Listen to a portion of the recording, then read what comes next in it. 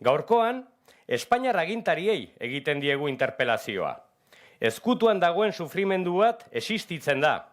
Euskal preso politikoen senide eta lagunen sufrimendua da hau.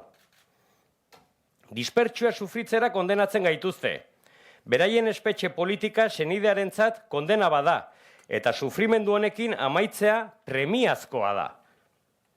Ehunka familiek, milaka pertsonek kondena hau pairatzea defenda ezina da.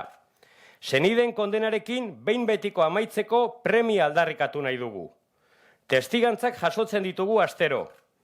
Hona hemen hoietako batzuk. Senideek dute hitza. A mi hijo le han condenado sin ser juzgado. Le han condenado sin poder visitar a su osaba que se encuentra en la prisión del puerto de Santa María. Si para cualquier persona es complicado recorrer 900 kilómetros de ida y 900 kilómetros de vuelta, para las personas con movilidad reducida aún lo es más. Todo esto sería diferente si nuestro familiar se encontrara en Euskal Herria. Zergatik uko egin behar diet nire futbol partiduei, nire lagunen urtebetetze festei, ikastorako klaseei. 16 urte ditut eta jaio nintzenetik ez dut beste ezer ezagutu. Hau da hainbat ume eta gazte jasaten dugun errealitatea, espetxean dauden gure aita edo amarekin egon ahal izateko. Ez diegu gure haurtzaroari uko egin nahi. Fin de semana tras fin de semana, desde hace ya más de 30 años, nos obligan a poner en riesgo nuestras vidas para poder visitar a nuestros familiares presos. Son demasiados años de sufrimiento, demasiados miles de kilómetros en los que nuestras vidas corren serios peligros. Y nada ha cambiado. Nuestro delito es ser familiares y quererlos. Nos han condenado sin juzgarnos.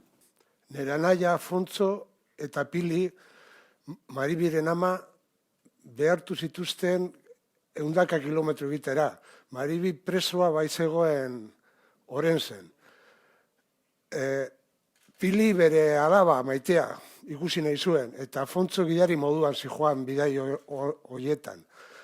Hori izan zen haien delitua, eta kondena errepidean bizita galtzearena izan zen. Pili, Fontzo eta beste 14 hildakoak errekonozimientoa behar dute. Aski da, dispertsioarekin amaitu behar dugu.